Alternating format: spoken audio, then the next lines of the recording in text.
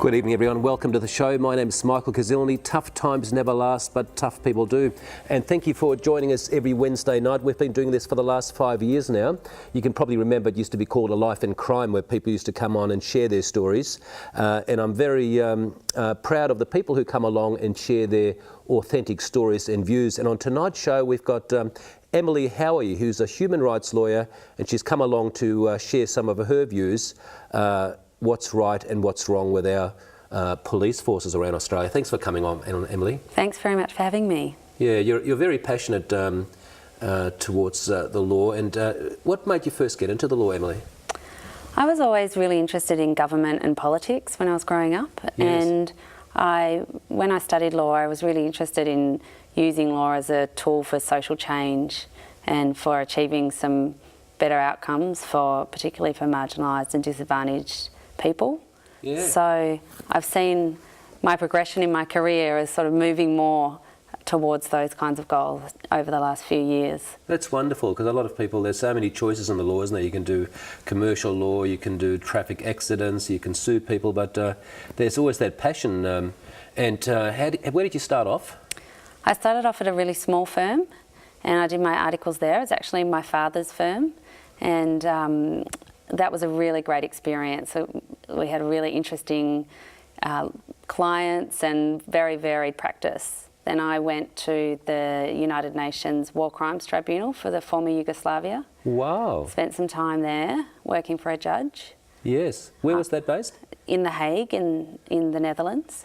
And you spent, a couple of years there? No, I spent 3 months there. Okay. And then I worked for a judge in Australia for a year and a half in the Federal Court. Yeah. And then I worked in Canberra for a parliamentary committee for 3 months. And then at that stage, I actually wanted to go and work perhaps at the Kimberley Land Council, was what I was thinking. But I spoke to one of my mentors, and he gave me some frank advice, which was, if you really want to make a contribution, you better go and learn how to be a real lawyer and do some legal work again, because I'd been out of private practice for a while. Yes. So I went to a law firm and learnt how to be a lawyer.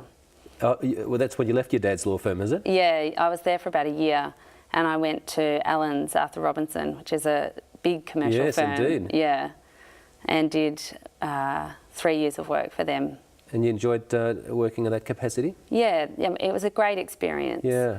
And I mean, one of the best things about it was that I got to do a lot of pro bono work. Yes. And I met the people who run the Human Rights Law Resource Centre, where I'm now employed.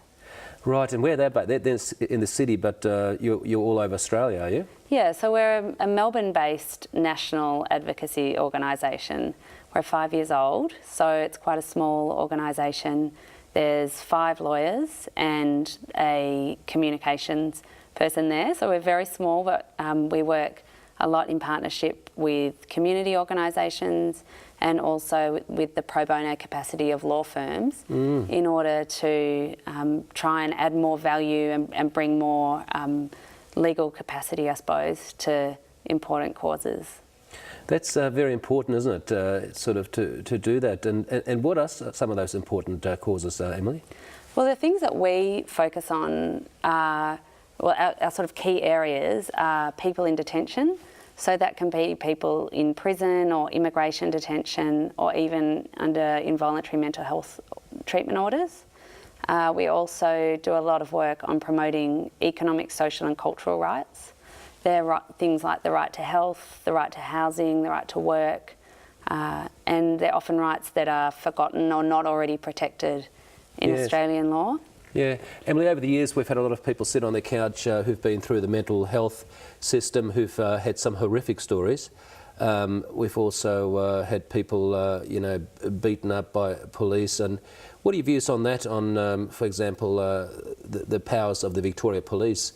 I mean, you wrote an article only today, didn't you, about should police investigate police? Was that what it's about? Yeah, the article really says 2 things.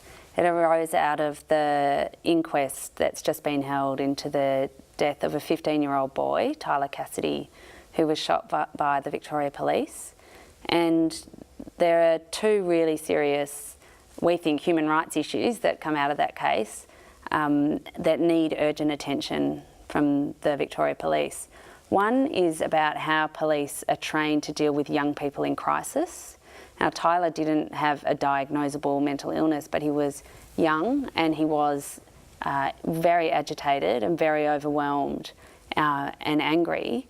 And we think that the police need to be properly trained to deal with people in those situations without resorting to lethal force.